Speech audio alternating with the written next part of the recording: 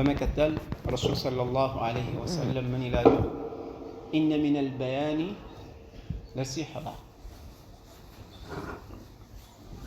ከአንዳንድ የሀሳብ አገላለጽ ድግምት ይሆናል ይላሉ። ያው ድግምት ማለት አንድን ነገር ካለበት እውነታ ውጭ ማሳየት ነው። ካለበት እውነታው ሌላ የሚታይህ ደግሞ ሌላ ነገር ሲሆን ድግምት ይባላል። ሐቂቃው ሌላ ነገር ነው፣ አንተ ግን የምታየው በሌላ መልኩ ነው። እና አንዳንድ ጊዜ አላህ ለአንዳንድ ሰዎች የሰጣቸው የገለጻ ብቃት ሰዎች ላይ ድግምት ይሰራሉ። ስለዚህ ገለጻ በራሱ የሚወደድ ነገር ነው። ሐሳብን መግለጽ በደንብ መቻል አላህንም የምትጠይቀው ነገር ነው። ግን ለመጥፎ ከተጠቀምከው አደገኛ ነው።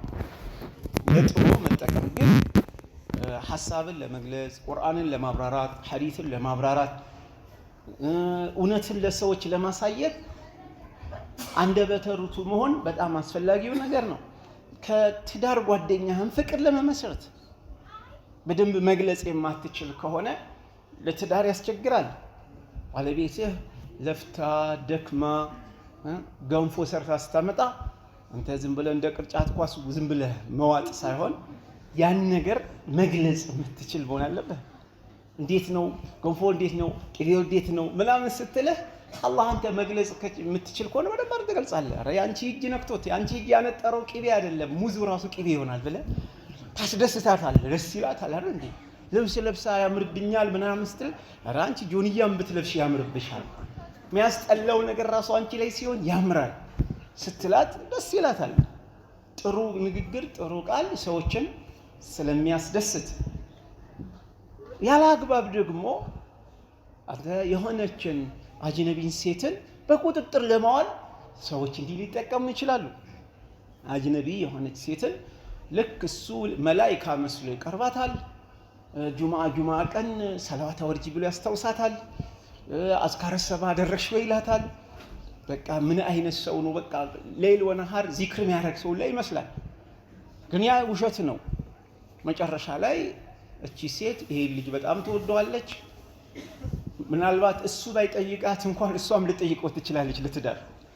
ቤተሰብ አረ አይሆንም፣ ይሄ ልጅ አላወቅሽውም፣ ወሮ በላ ነው፣ ዱርዬ ነው፣ ምንም ማየት አትችልም። ለምን? ሲህር ተሰርቶባታል። ከሱ የተሻለ ብዙ ወንድ አለ፣ ግን አይታያትም። ምድር ላይ የለም ከሱ ውጭ ወንድ የሚባል ነገር የለም። በኋላ ግን ቤት ከገባ በኋላ ሲህሩ ይለቅና እውነታው ይገለጻል። ሲገለጽ ይጣላሉ። ትላንት እንደዛ የሚያደንቃት የነበረ በአንቺ ጨረቃ ሁሉ ትቀናለች በውበትሽ የሚላት የነበረ በአንቺ ሸይጣን ይቀንብሻል ይላታል። የአንቺ እርኩስነት ምናምን ሲላት ታብዳለች። ሲህሩ ለቋል። ስለዚህ አገላለጽ በጣም አደገኛ የሆነ ነገር ነው፣ ከባድ ነው። ለመጥፎ ከተጠቀሙት ማለት ነው። ለመጥፎ ከተጠቀሙት